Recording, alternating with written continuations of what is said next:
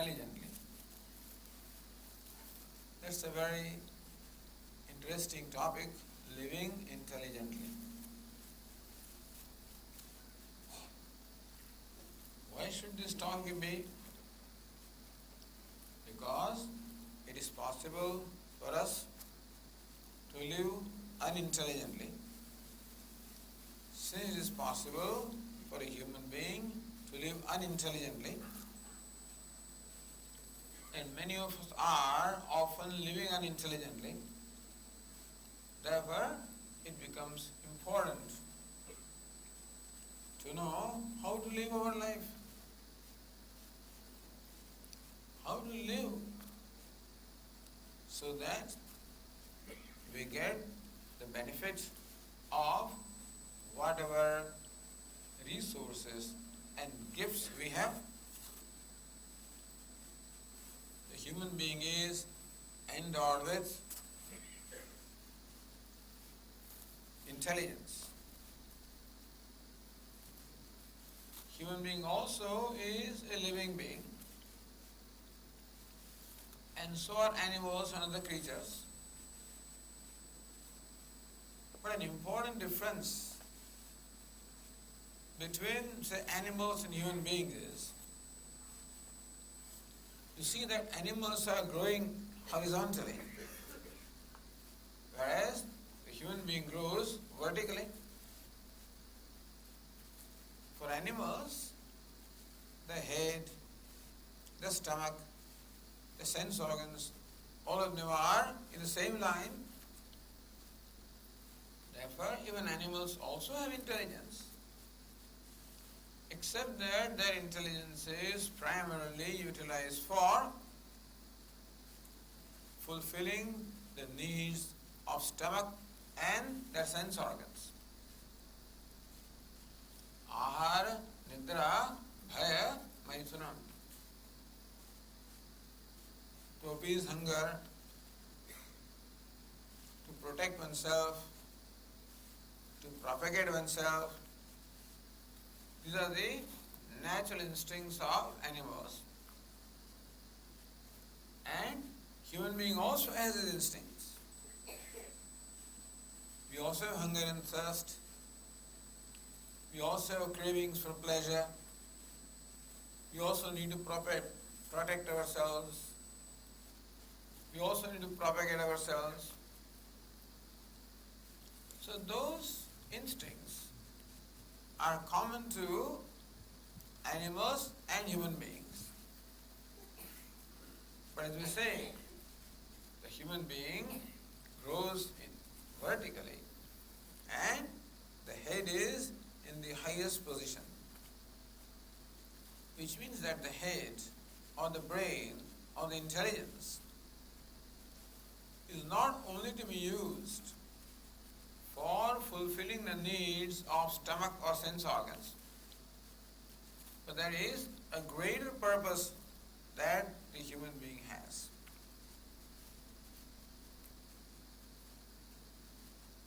Meaning that the purpose of our life is something much greater than just eating, drinking and making merry. That's what animals do. That's what we also can do. And many of us do that also. But we have a much greater purpose. What is the purpose?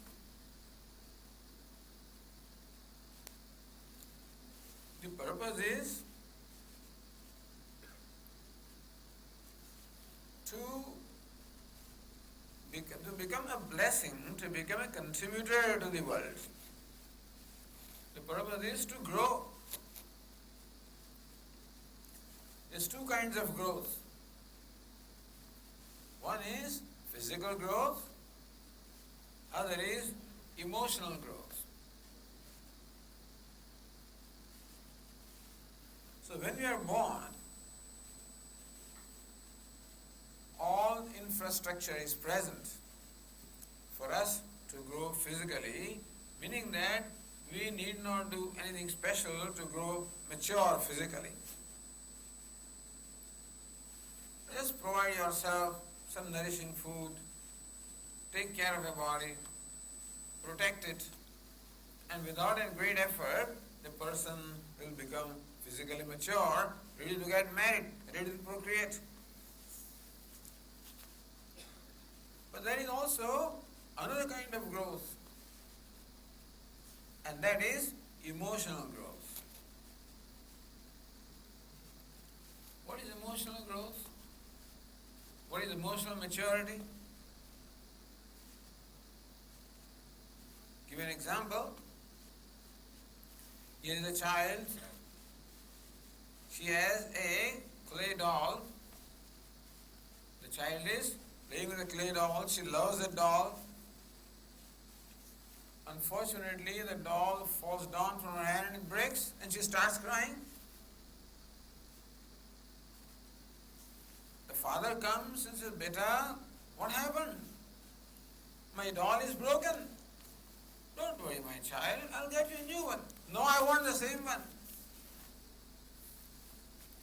"Come on, my child, my beta, you know that this is a clay doll. It breaks. That is nature." But the child refuses to accept. It cries and wants the same doll back. The father understands the child. Emotionally immature. Father is emotionally mature as far as the clay doll is concerned. The same father, if he loses a job, if something that he loves breaks, there may be a piece of some antique, pot or something in the house. Suppose that breaks, there may be a curio, something that is precious breaks, the father also starts crying. The child cries because the clay doll breaks. The grown-up father dies and cries because some other part breaks. But the crying continues. So why is there crying? Why does the child cry when that doll breaks?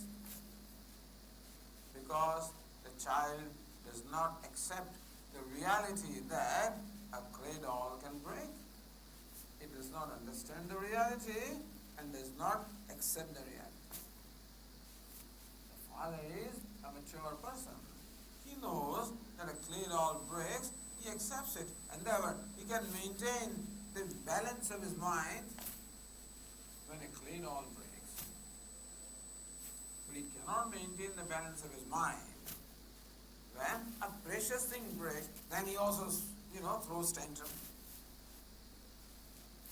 So just as the child is not able to accept the reality, so also the father is not able to accept the reality. He also cries. This inability to accept the reality of life is one of the big problems that we have, and that makes us sad, that makes us unhappy, that makes us sorrowful. So this sadness, sorrow, unhappiness is a huge problem that human being has. Very often that causes depression.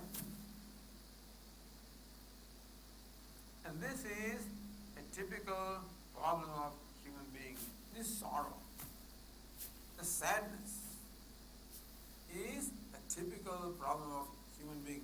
No other creature has problem of sadness or depression. Have you ever seen a street dog being sad? The street dog is sitting in a corner with a long face. Have you ever seen? Have you seen a cat being depressed? Or even a street dog being depressed? You don't find depression, sadness, grief, anger, greed. This kind of traits you do not find in other creatures. From that definition we can say that other creatures are emotionally mature. Not that we want to become a dog or a cat, but just an example. The dog may become unhappy for a minute, then forgets it. But you tell me something which is insulting, hurtful, it remains with me for a day, 2 days, a week, a month, sometimes a whole life. I cannot let go things. I hold on to things. So there are certain things that have to be held on, which I sometimes don't.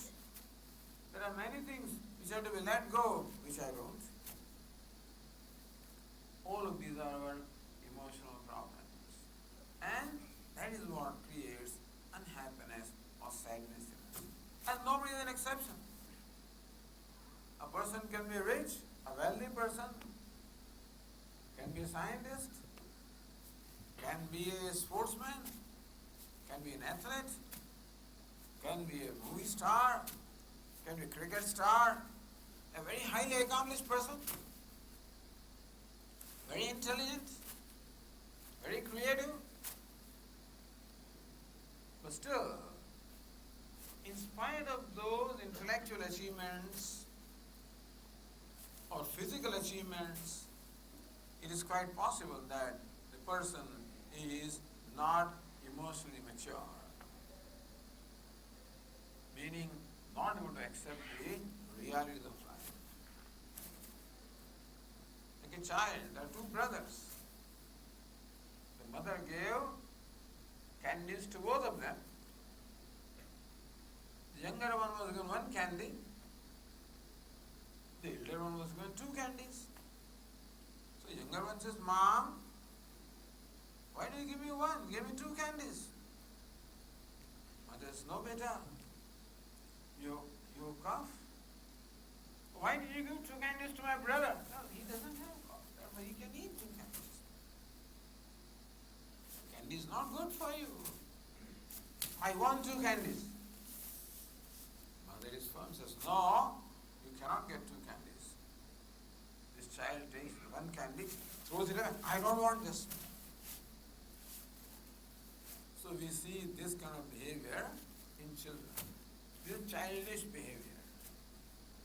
But we understand the child, so what do you expect? So the same child grows up to the age 30.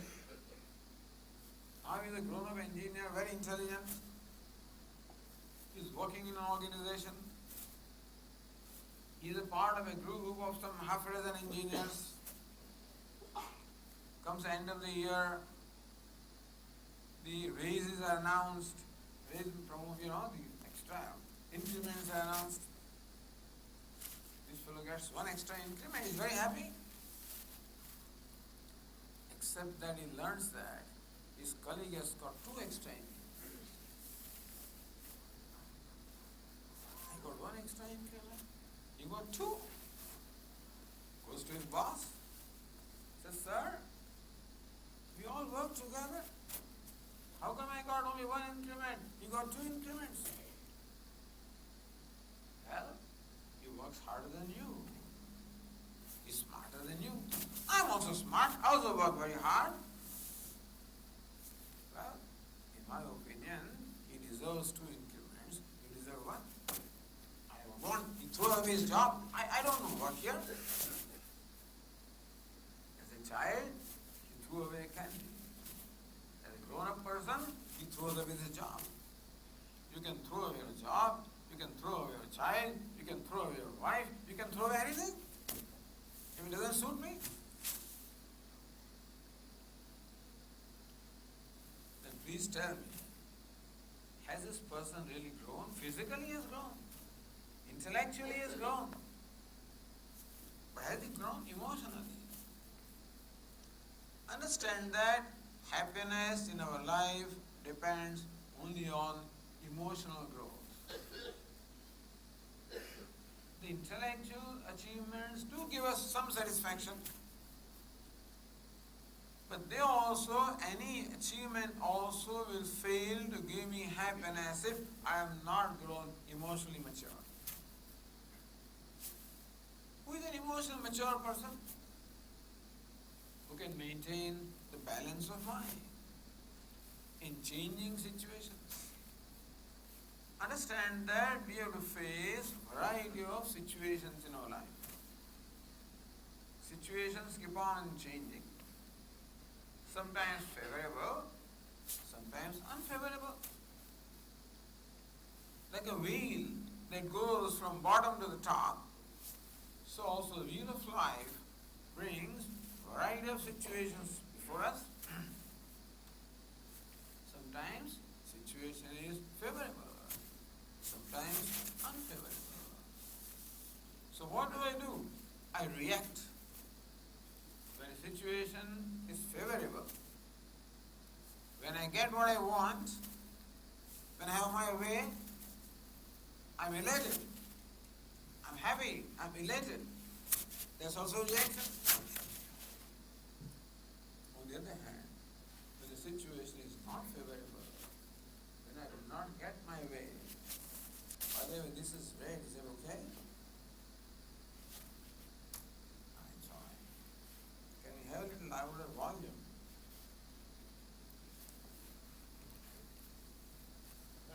Oh, that's because this has gone away. I was wondering what happened. This thing has fallen out.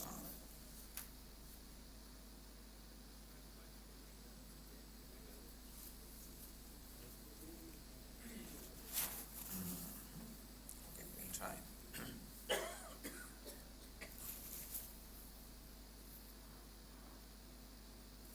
So what is emotional maturity? It is the ability, who is an intelligent person, emotionally intelligent person, the intellectually intelligent person and emotionally intelligent person. So living intelligently is when you can live emotionally intelligently, because our happiness comes only from our emotions. Our unhappiness also comes from emotions. Unfortunately, human being is a very unhappy creature. It's most amazing that in the scheme of evolution, the human being is the most evolved creature. At the same time, he is the unhappiest creature. Why is it so? I guess that's a price we pay for being a self-conscious being, for having grown in our sensitivity, having evolved in our sensitivity. Therefore, to be able to maintain a balance of mind, equanimity of the mind, to be able to handle situations as they come, is extremely important. Understand that in any situation, we can make a right decision provided we enjoy a balanced mind. If I get excited, if I get angry, if I get jealous, if a decision is made with an angry mind, with a jealous mind, the reacting mind, in all likelihood, that decision is going to be wrong.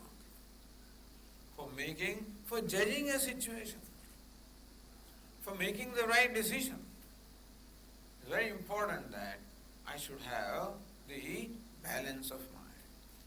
Meaning that I should be able to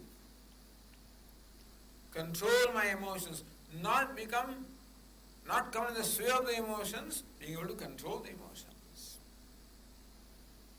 Emotions like anger, like jealousy, like greed, like pride, like arrogance. These are things that make us unhappy. An angry person is an unhappy person. A greedy person is an unhappy person. A proud person is an unhappy person.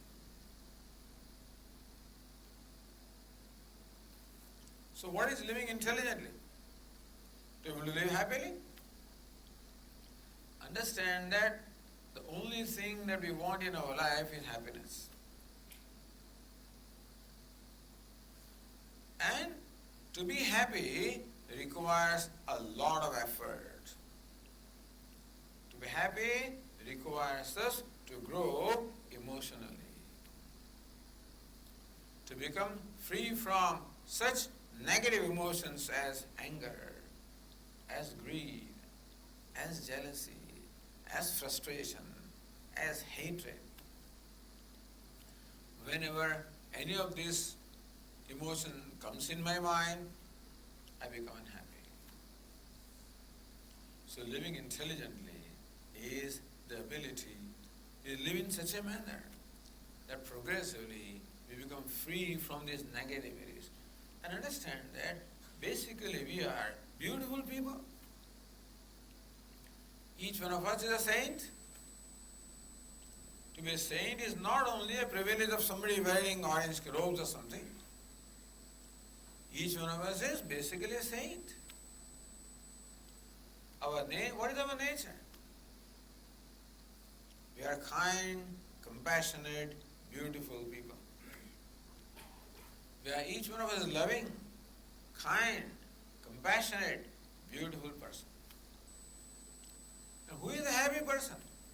A kind person is a happy person. A cruel person is an unhappy person.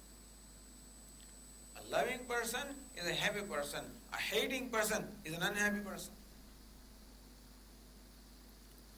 Therefore, when we are able to bring out from ourselves the true good self that we are, right now, these negative emotions, such as anger or jealousy or greed, these are obstructing the manifestation of our inner goodness. We are inherently, as I said, good, kind, loving people. But that goodness of ourselves does not often become evident or manifest because it is obstructed by these negative tendencies. And therefore, to be a happy person is to be a good person, which is our nature. All right, Swami, so what do we do? How to become free from anger, free from greed, free from jealousy? These are all very common things. Unfortunately, people think that, Swamiji, to live life you require these things. You require anger. If you don't get angry, people don't do things. They don't listen to you. To get things done, you have to get angry. Swamiji, you require greed. Without greed, you cannot drive yourself to achievement. Therefore, greed is required. Anger is required. Jealousy is required. So we think. Pride is required, Swami. You have to assert yourself. You have to sell yourself. This is what we are taught. So only when I went to study Vedanta that I discovered that whatever I was taught and whatever I thought was right thing to do was all wrong.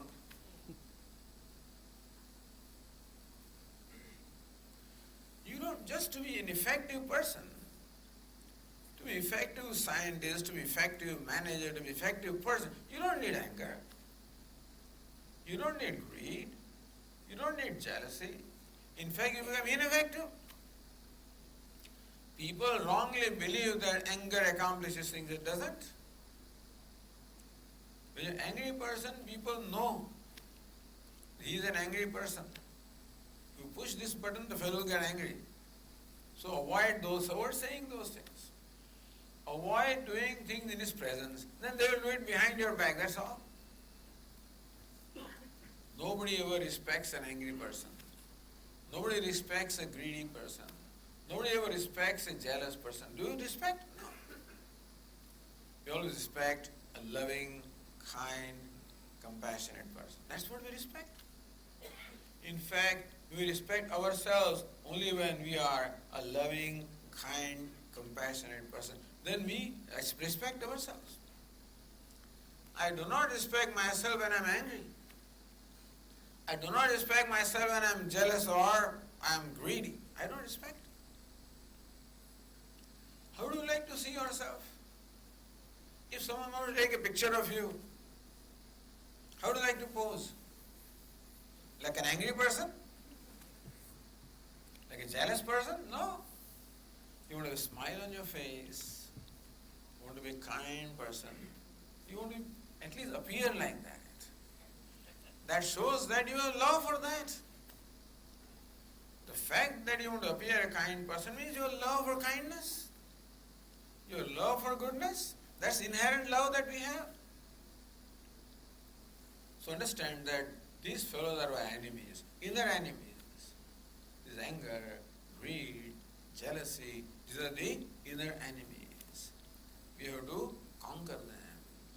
And that is living intelligently. As we progress, as some people when they progress, they get angry day by day. Because anger is like fire. More you satisfy the anger, stronger it becomes. Greed is like fire. More you satisfy the greed, becomes stronger. All these anger, jealousy, greed, all of these negative tendencies are like fire, like pride, arrogance. More you feed them, more demanding they become. You become a slave. So you must become a master of the emotions, of your own nature, of your own mind. Then only you can be a composed person. Then only you can judge a situation correctly. Then only you can make a right decision. Then only you can relate to people properly. You have to relate to your spouse. Relate to your children. Relate to your friends. Relate to your colleagues. Relate to your subordinates. To your superiors. You must be a composed person. An angry person cannot relate properly. So living intelligently is to be able to control and eventually master these emotions.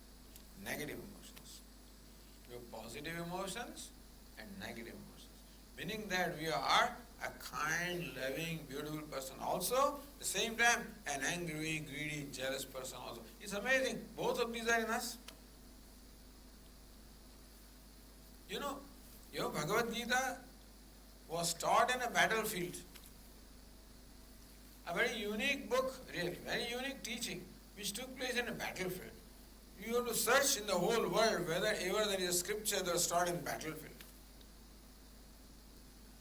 What does that battlefield symbolize?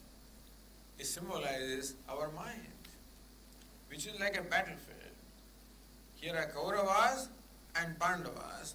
Kauravas stand for adharma. Pandavas stand for dharma. That's a battle between dharma and adharma. So in your mind also, there are these two opposite tendencies. On one hand, I am an honest, truth-loving person. On the other hand, I am a greedy person also. Therefore, there are situations when these two fellows fight. And for example, I have to tell the truth. Swamiji, what is the qualification? If I was a PhD, then you'll be impressed. So just an undergraduate is okay. So to impress you, I'm tempted to say that I had a PhD in engineering. The reality is, I may just be an undergraduate. So that's the moment when one part of me says, hey, why didn't you say you are PhD? Other part of me says, no, tell the truth. So my love for prestige and love for truth, both of them are in conflict. So at every moment there is a conflict arising between these two opposite tendencies, and which one wins? Why there is so much corruption all around? Because greed wins. Why there is so much violence around? Because anger wins. Why there is so much rape and stuff like that? Because lust wins. We are slaves of lust, anger, greed. It is very shameful that we see all of this in India, which has such an ancient culture, such a noble culture, such wonderful scriptures, such wonderful teaching. In United States, people ask me often, Swamiji, when you teach Bhagavad Gita, it is such a great teaching. They thought that in India everybody is a Vedantin, everybody is, why India is like this? I said, unfortunately, all scriptures are in the books. They're not. Pustakasthatu ya vidya. All vidya, knowledge only in the books, not in our head, unfortunately. So that battlefield of Kurukshetra is a battlefield in our mind. And we have to win that battle. For that, we'll give a very simple formula. A very famous prayer. It is called the Serenity Prayer. Many of you may have come across that.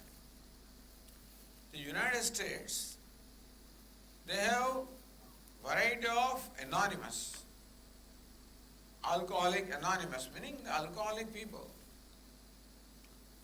who have become addicted to alcohol, cannot get, be free from that. They all assemble, they have a group therapy. And they go through certain steps, a 12-step process. And they have a prayer. God, give me the serenity to accept gracefully what I cannot change. God, give me the serenity to accept gracefully what I cannot change. God, give me the courage to change what I can. Give me the courage to change what I can. And give me the wisdom to know the difference. Give me the wisdom to know the difference. Difference between what? Difference between what I can change and what I cannot change. In life, we confront situations. In every situation, there is something that I can change and something I cannot change. There are certain realities of life. When there is birth, there is a death also. It's a reality.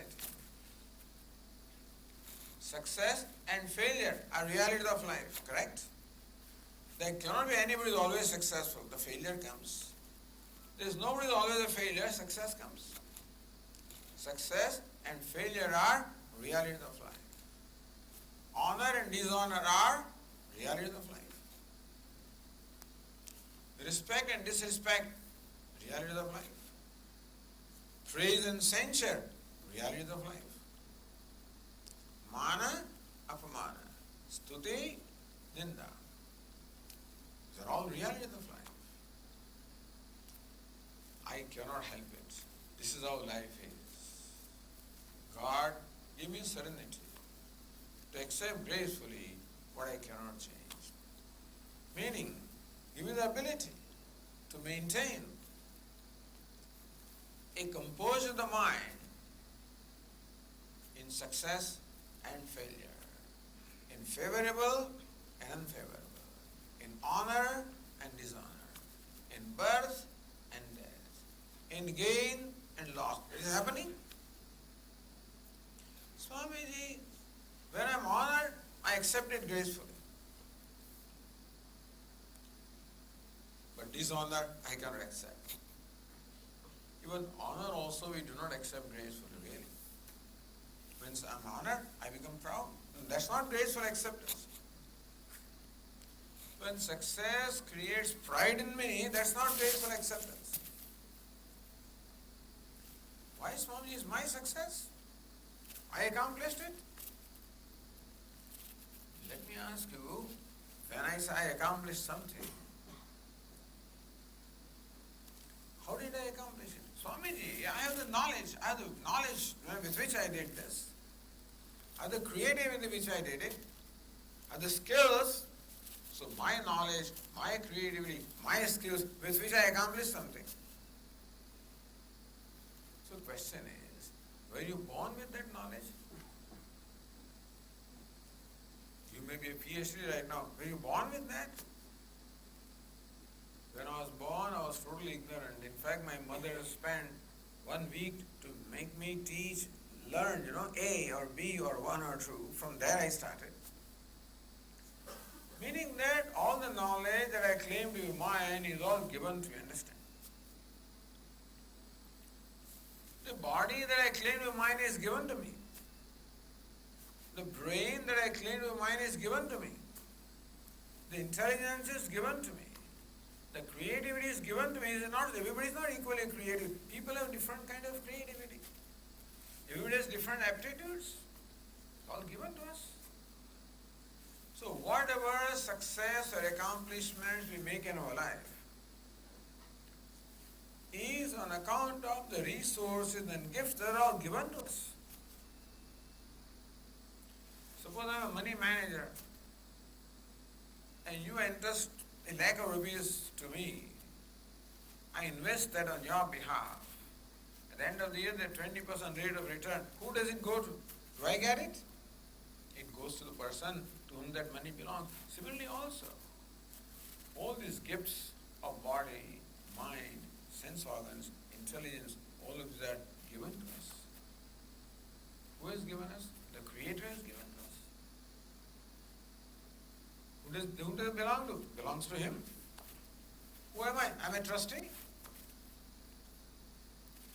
So I have the freedom to use them to the best of the ability. To get the reward and enjoy the rewards. That privilege is given to us, but with understanding that this is all given to me. Therefore, humility is in place, not pride. Pride is not intelligent. Pride is when you do not think how an accomplishment is made. When I think, then I realize that any success, any accomplishment is really also a gift given to me for me to enjoy at the same time, enjoy with humility. God, give me also the serenity to accept gracefully. Things are not favorable. Failure. When I am proud in success, I am going to depress in failure. But when I realize that success also is due to the gift given to me, then failure also I can accept in stride, because I realize that every time I can't be successful. Graceful acceptance of what I cannot change. I worked hard, Swamiji. See?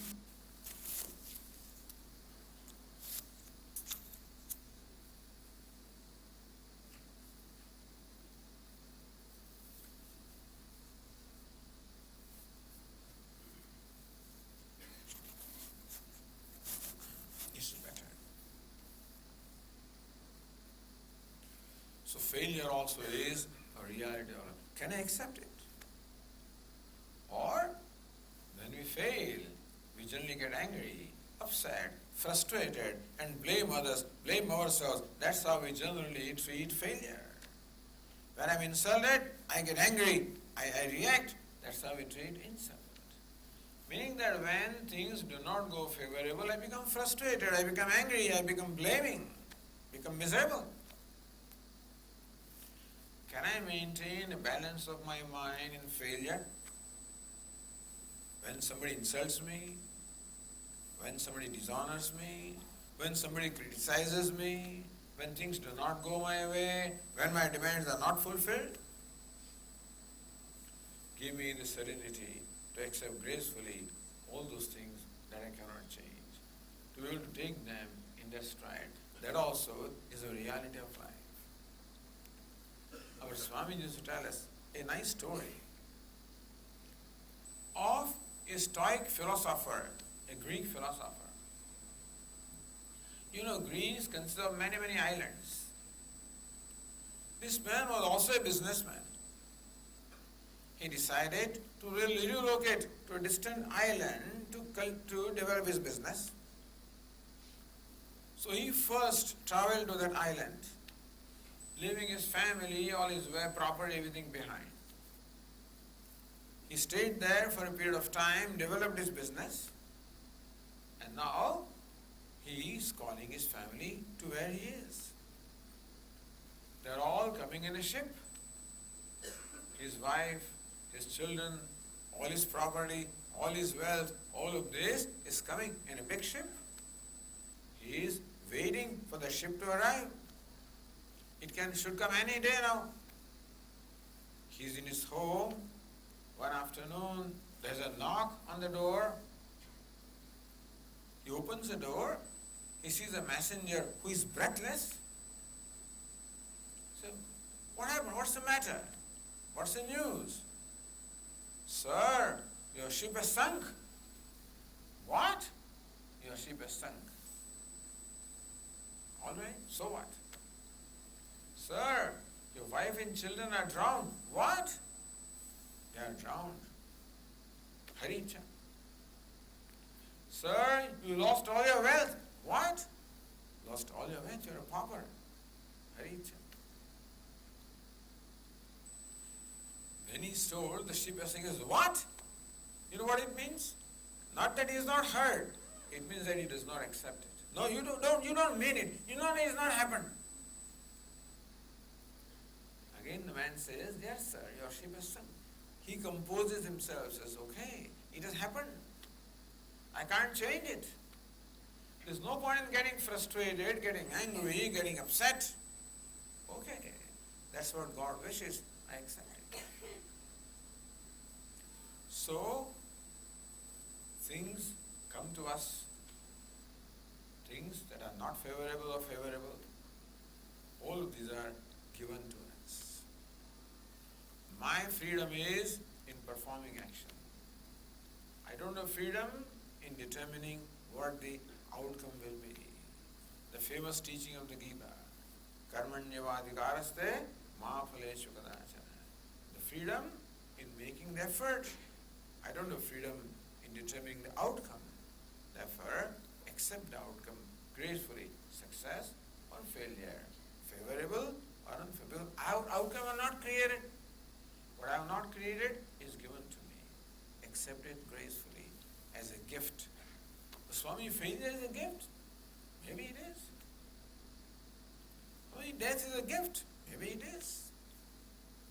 Sometimes failure also is a gift. Pain also is a gift.